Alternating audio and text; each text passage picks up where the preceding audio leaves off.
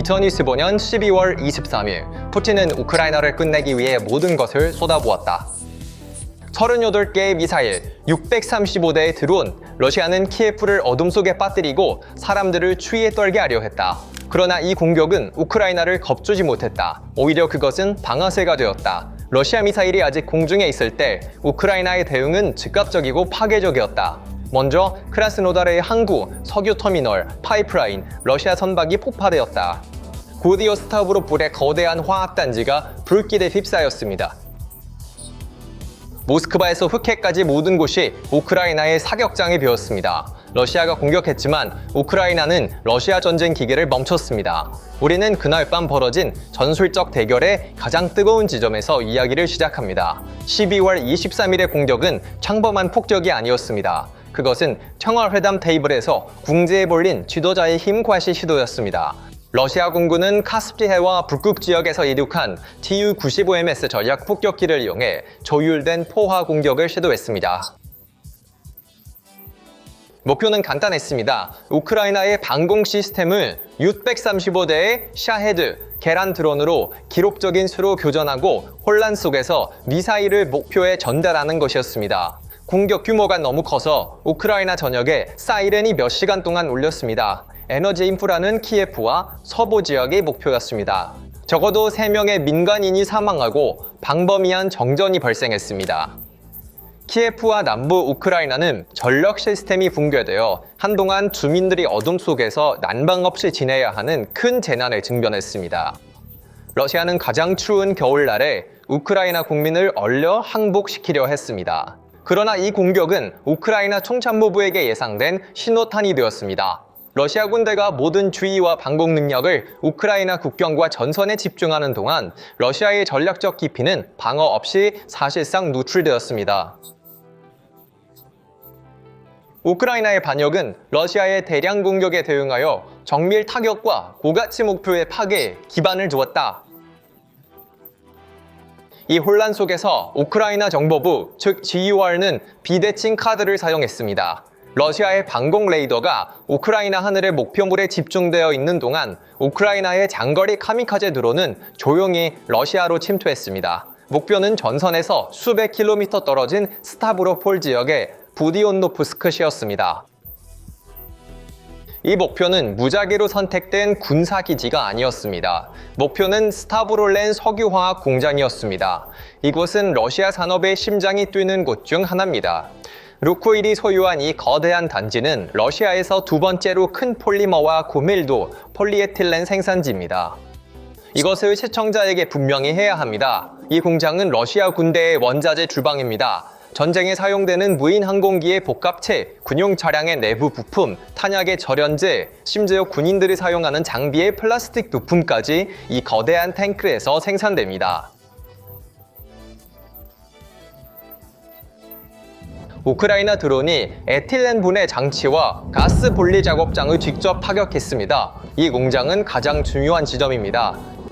소셜미디어에 게시되고 OSINT 분석가들에 의해 검증된 이미지들은 공장이 밤하늘을 밝히는 거대한 불덩이로 변한 모습을 보여줍니다. 이번 공격은 러시아 군사 산업 생산의 일시적인 중단이 아니라 몇 달간의 원자재 위기입니다. 텐더가 공유한 또 다른 광각 이미지는 화재가 시설 전체를 휩싸서 개입이 불가능했음을 증명합니다.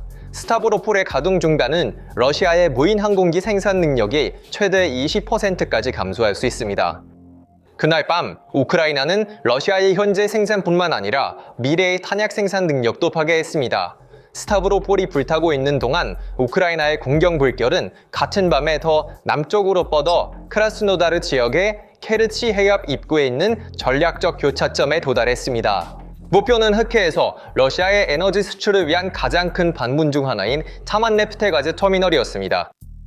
이것은 러시아가 액화석유가스, 원유 및 연료 제품을 세계에 판매하여 전쟁을 자금 조달하는 주요 경로 중 하나입니다. 우크라이나 드론은 항구의 연료 저장 탱크, 주유소 및 파이프라인을 목표로 했습니다. 러시아 국방부가 잔해에서 화재가 발생했다는 표준 성명을 발표했지만 현장 보고서에 의해 사실이 반박되었습니다. 우크라이나 관리들은 드론 공격에 파이프라인과 항구 인프라에 직접적인 피해를 입혔다고 확인했습니다. 더 중요한 것은 러시아 측이 이 화재를 부인할 수 없었다는 점입니다.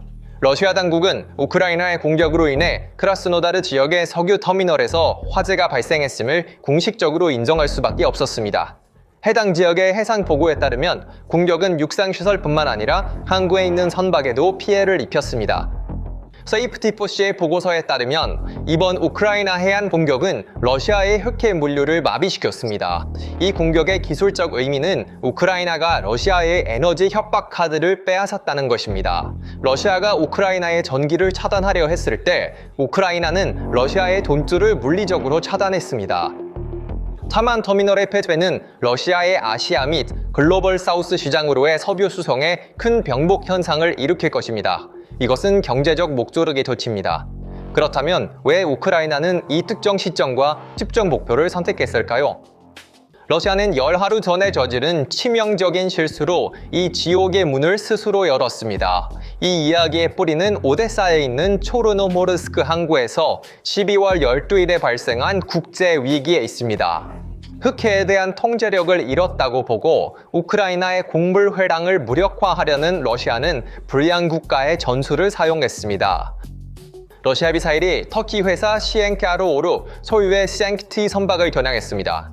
이 선박은 완전히 민간 및 상업적 목적으로 오데사 항구에 정박해 있었습니다. 선박은 인도적 지원과 상업 화물을 운반하고 있었습니다. 미사일 공격으로 선박의 갑판에 불이 나고 다리와 구명보트가 손상되었습니다. 승무원들은 당황하여 대피했습니다. 이 공격으로 총 3척의 터키 선박이 손상되었다고 보고되었습니다. 이는 우크라이나뿐만 아니라 나토 회원국 터키의 불가침성과 국제무역에 대한 러시아의 직접적인 공격이었습니다. 젤렌스키 대통령은 직접 공격을 확인하고 민간 인프라와 국제무역에 대한 러시아의 테러를 규탄했습니다. 키예프 행정부에게 이 공격은 마지막 지푸라기였습니다. 우크라이나 청참모부는 해상무역전쟁에서 새로운 교리인 배칭 보복을 도입했습니다. 논리는 이랬습니다. 러시아가 오데사와 초르노모르스크 항구와 민간 상선들을 공격하여 우리를 질식시키려 한다면 우리는 타만과 노보로시스크 같은 러시아의 흑해 무역항과 석유 인프라를 공격하여 그들을 질식시킬 것입니다. 이 결의를 확고히 한 사건은 12월 20일, 12월 23일 공격 직전에 발생했습니다. 러시아는 오데사 항구에 야만적인 미사일 공격을 가해 8명의 민간인이 사망하고 항구 인프라가 심각하게 손상되었습니다. 오데사에서 사망자 수가 증가함에 따라 우크라이나의 복수 계획이 더욱 명확해졌습니다. 가디언의 보도에 따르면 이러한 공격은 우크라이나가 해상으로 상품을 수출하는 것을 막기 위한 러시아의 전략의 일환이었다. 타만 항구와 파이프라인에 대한 12월 23일 공격은 젠크티와 오데사 공격 사건에 대한 직접적인 대응이었다. 외교적 비난을 바라는 대신 우크라이나는 러시아가 이해하는 유일한 언어, 즉 힘과 파괴의 언어로 말했다. 크라스노다르에서 불타고 있는 유조 탱크는 모스크바에 보내는 암호화된 메시지입니다. 우리의 배가 흑해에서 안전하지 않다면 당신의 유조선과 터미널도 안전하지 않습니다. 이러한 보복 공격의 외교적, 경제적 비용은 러시아에게 훨씬 더 무겁습니다. 차만 항구에 대한 공격은 흑해에서 러시아 석유 운송의 보험료를 천문학적인 수준으로 끌어올렸습니다. 국제 하운 회사들은 전쟁 지역으로 선포된 러시아 항구에 정박하기를 원하지 않을 것입니다. 러시아는 12월 12일에 터키 선박을 공격함으로써 자국의 수십억 달러 에너지 수출을 위험에 빠뜨리고 흑해를 자국에게도 죽음의 호수로 만들었습니다. 이 전략적 맹목의 대가는 남부 러시아의 최대 경제 관문이 불타오르면서 치러지고 있습니다. 더 넓은 시각으로 보면 러시아의 안전한 두국 신화가 완전히 무너졌다는 것을 알 수 있습니다. 푸틴이 국민에게 한 가장 큰 약속은 전쟁은 북경에 머물 것이다 라는 거짓말이었습니다. 모스크바의 삶은 정상적으로 계속될 것입니다. 12월 마지막 주에 그 거짓말이 산산조각 났습니다. 주요 공격 하루 전인 12월 22일 러시아의 신장구인 모스크바에서 충격적인 사건이 발생했습니다. 러시아 장군이 수도에 있는 자신의 집 앞에서 차에 설치된 폭탄이 폭발하면서 사망했습니다. 러시아 조사위원회는 즉시 우크라이나 연관성을 조사하기 시작했습니다. 이 암살의 전략적 중요성은 전선의 여단 파괴보다 훨씬 큽니다. 이는 러시아 정보기관인 FSB가 수도 중심부에서조차 자국의 고위 군 장교들을 보호할 수 없다는 것을 보여줍니다. 두려움과 공포의 분위기가 모스크바의 엘리트, 과도 정치가 관료들 사이에 퍼졌습니다. 다음은 나인가? 전쟁은 더 이상 텔레비전 뉴스 이야기가 아닙니다. 그것은 모스크바 거리의 현실입니다. 그러나 붕괴는 수도에만 국한되지 않습니다. 러시아 딥수기 전선에서 수천 킬로미터 떨어진 페름 지역에서 군사 화물 열차와 연료 탱크가 철도역에서 맹렬히 불타고 있습니다. 이러한 화재는 우크라이나나 러시아 내 저항단체의 손길이 얼마나 멀리 닿을 수 있는지를 보여줍니다.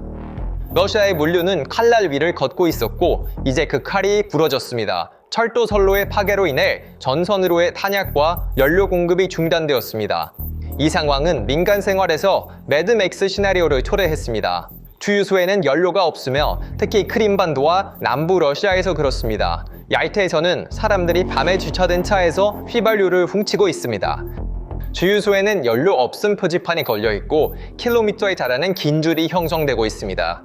로이터 통신에 따르면 러시아 같은 석유 대국에서의 이 부족 현상은 정권에 대한 대중의 신뢰를 근본적으로 흔들고 있습니다. 스타브로폴 화재, 타만 터미널 손상, 모스크바 암살, 페름 사보타주 등 모든 사건이 결합되면 나타나는 그림은 이렇습니다. 러시아 연방은 지리적으로 방어할 수 없는 위치에 빠졌습니다.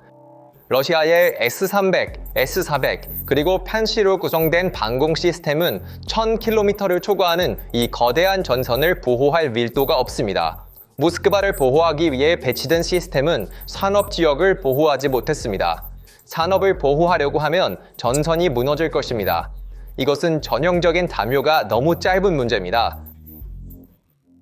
머리를 덮으면 발이 드러납니다. 평화회담의 그림자 속에서 러시아는 강력한 선수로서 테이블에 앉기를 원했습니다. 블룸버그의 분석에 따르면 이러한 공격은 평화협상이 의제에 올랐던 시기에 정확히 발생했습니다. 그러나 12월 23일 밤의 사건은 러시아가 동위호랑이에 불과하며 자국의 산업과 수도조차 보호할 수 없다는 것을 전 세계에 보여주었습니다. 우크라이나는 러시아의 본거지에서 그들의 게임으로 러시아를 궁지에 몰아넣었습니다. 결과적으로 12월 23일은 러시아가 키예프를 어둠에 빠뜨리려 한 날이 아니라 자신의 미래를 불태운 날입니다. 푸틴의 미사일은 우크라이나에서 생명을 앗아가고 집을 파괴했습니다. 그렇습니다. 고통은 크고 대가는 무겁습니다. 그러나 전략적 균형을 보면 우크라이나의 방역은 훨씬 더 치명적이고 지속적이며 체계적입니다. 오데사에서 터키 선박에 공격당한 것은 파만 항구에서 파이프라인이 파괴됨으로써 복수되었습니다. 키예프의 전기를 차단하려는 시도는 스타브로폴에서 러시아 군사산업의 심장을 멈추게 함으로써 응갑되었습니다. 모스크바 거리에서 살해된 장군들, 페름에서 불타는 기차들, 그리고 휘발유를 기다리며 줄을 서 있는 무력한 러시아 국민들이 모두 한 가지 진실을 외치고 있습니다. 푸틴의 특별 군사작전은 이제 러시아의 존재 위기로 변했습니다. 러시아는 우크라이나를 사격장으로 만들려고 했지만 결국 자국 영토가 우크라이나 드론의 주요 목표가 되었습니다. 크렘린 벽 뒤에는 더 이상 안전한 피난처가 없습니다. 그 벽은 내부에서 타오르는 불로 인해 뜨거워지고 있기 때문입니다.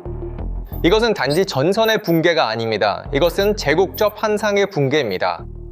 그래서 이것에 대해 어떻게 생각하시나요? 댓글로 의견을 공유해주세요. 새 비디오에 대한 업데이트를 받으려면 채널을 구독하고 알림을 켜주세요. 저희를 선택해주셔서 감사합니다.